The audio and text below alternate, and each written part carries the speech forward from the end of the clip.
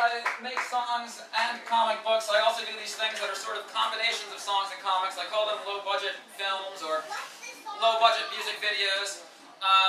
This one is called, for those who are desperate to know, The Space Aliens Bright Idea. Like all of my films, very low budget, this one's a science fiction film. Once upon a time, there was an alien inventor who traveled down to Earth because it's where her research sent her. She was trying to perfect a special sparkling appliance that would benefit her planet like all good and decent science. See, she came from one of space's very darkest outer places, where you could barely see your tentacles in front of your own faces.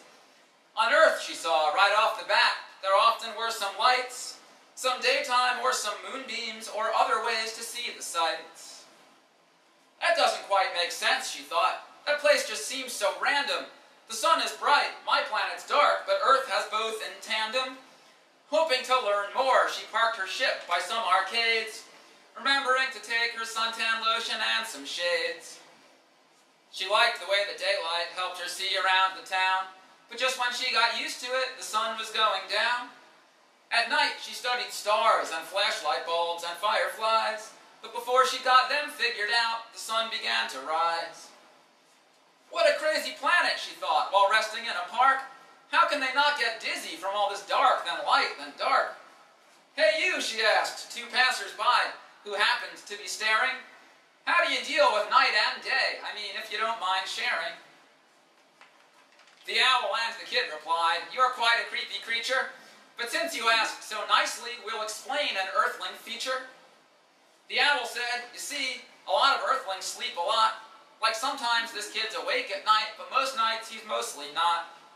And the kid chimed in, some earthlings live nocturnally instead. Like this owl, they wake up at night when I'm fast asleep in bed. I guess that does explain some things, she thought when they had gone. And I've got some theories now to base my new machines upon. So returning home, she tested things until she had invented it. And then at a giant science fair, she proudly first presented it. To you or me, a bit of light might seem like something cheap, but to creatures used to darkness, well, it put them right to sleep. And with sleep now part of every day's new dark and light routine, you can rest all of your eyes and let each one of your brains dream. So you can imagine how delightful to them these new things would be. It's a resource we all should share, she said, and she gave it out for free.